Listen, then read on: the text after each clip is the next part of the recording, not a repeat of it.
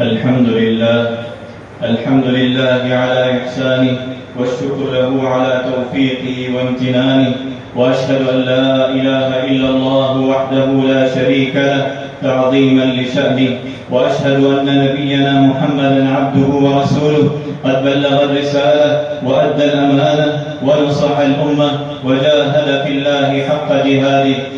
اللهم صل وسلم وبارك على سيدنا ونبينا محمد وعلى آله الأتقياء وصحابته الأوفياء والتابعين لهم ومن تبعهم بإحسان إلى يوم الدين. يا أيها الذين آمنوا اتقوا الله حق تقاته ولا تموتن إلا وأنتم مسلمون.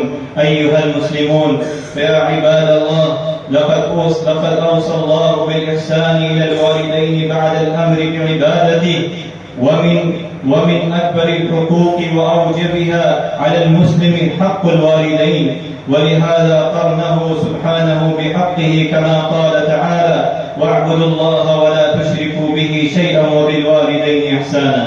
بل أوصى جل جلاله بالإحسان إليهما وصحبتهما بالمعروف ولو كان كافرين، ولكن لا يعطيهما في معصية الله والإشراك به، كما قال سبحانه: ووصينا الإنسان بوالديه حملته أمه وهنا على وهن وفصاله في عامين أن اشكر لي ولوالديك إلي المصير، وإن جاهداك على أن تشرك بي ما ليس لك به علم فلا تطعهما وصاحبهما في الدنيا معروفا.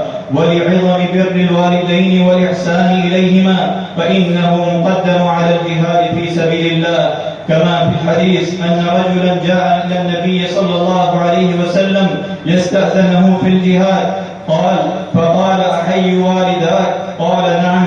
قال: ففيهما فجاهد، أو كما قال عليه الصلاة والسلام. إن بر الوالدين، أيها المسلمون، إن بر الوالدين من أفضل وأحب الأعمال إلى الله تعالى. وعن ابن مسعود رضي الله عنه قال: سألت النبي صلى الله عليه وسلم: أي العمل أحب إلى الله؟ قال: الصلاة على وقتها. قلت: ثم أي؟ قال: بر الوالدين. قلت: ثم أي؟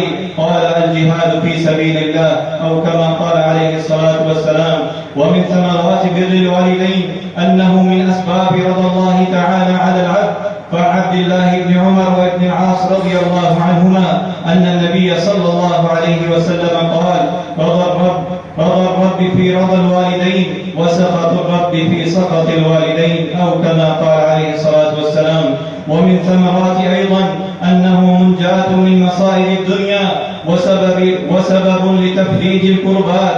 ففي خبر الثلاثة أصحاب الغار فقال أحدهم: اللهم إنه كان لي أبوان شيخان كبيران، ثم قال: اللهم إن كنت تعلم أني فعلت ذلك ابتغاء وجهك ففرج عنا ما نحن فيه، ففرج الله لهم.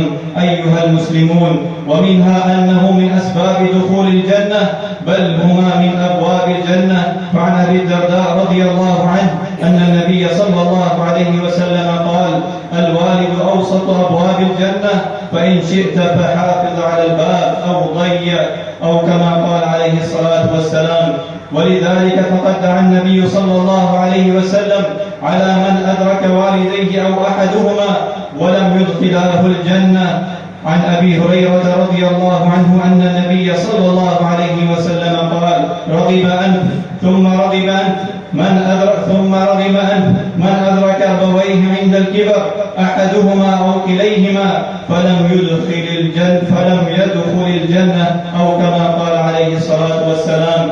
أيها المسلمون، إن عقوق الوالدين من أكبر الكبائر، ولذا قرن الله تعالى مع الشرك به، كما في الحديث عن أبي بكرة رضي الله عنه قال: قال رسول الله صلى الله عليه وسلم: ألا أنبئكم بأكبر الكبائر؟ قلنا: بلى يا رسول الله. قال: الإشراك بالله وعقوق الوالدين، أو كما قال عليه الصلاة والسلام. ومن بر الوالدين أيها المسلمون، ومن بر الوالدين بعد موتهما الدعاء لهما. قال تعالى عن نبي الله نوح عليه السلام: رب اغفر لي ولوالدي. ومن دعاء سليمان عليه السلام: رب أوزعني أن أشكر نعمتك التي أنعمت علي وعلى والدي. وعن أبي هريرة رضي الله عنه أن النبي صلى الله عليه وسلم قال: إذا مات الإنسان انقطع عمله إلا من صدقة جارية أو علم ينتفع به أو ولد صالح يدعو له، أو كما قال عليه الصلاة والسلام: أعوذ بالله من الشيطان الرجيم.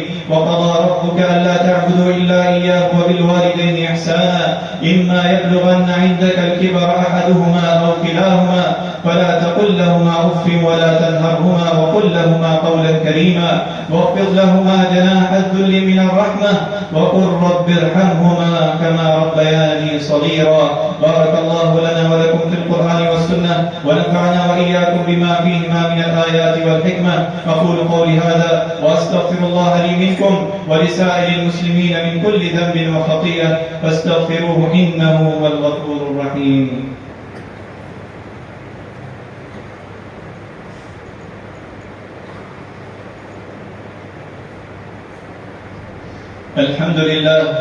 الحمد لله حمدا كثيرا طيبا مباركا فيه كما يحب ربنا ويرضى. وأشهد أن لا إله إلا الله وحده لا شريك له، وأشهد أن محمدا عبده ورسوله. اللهم صل وسلم وبارك على سيدنا ونبينا محمد وعلى آله وصحبه أجمعين. فيا أيها الناس اتقوا الله وراقبوه واعلموا أنكم غدا موقوفون ومحاسبون وعلى أعمالكم مجزيون.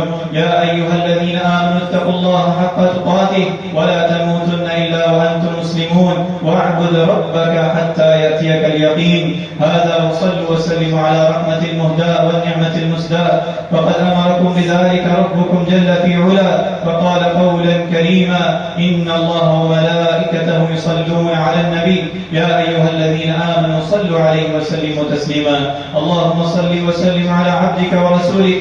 ورضى الله عن خلفاء الراشدين أبي بكر وعمر وعثمان وعلي رضي الله عنهم أجمعين، وعن سائر أصحاب نبيك والتابعين ومن تبعهم بإحسان إلى يوم الدين. اللهم أعز الإسلام والمسلمين وأذل الشرك والمشركين ودمر أعداءك أعداء الدين. اللهم اجعل هذا البلد وبلد الحرمين آمنا مطمئنا وسائر بلاد المسلمين. اللهم احفظ بلادنا وبلاد المسلمين من كل شرور ومن كل كروب ومن حسد الحاسدين يا رب العالمين. اللهم اشف مرضانا ومرضى المسلمين.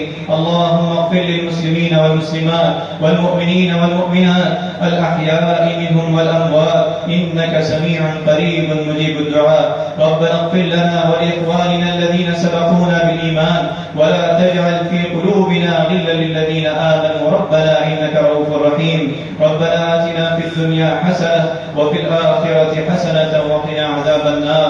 عباد الله، إن الله يأمر بالعدل والإحسان وإيتاء ذي القربى وينهى عن الفحشاء والمنكر والبغي يعظكم لعلكم تذكرون.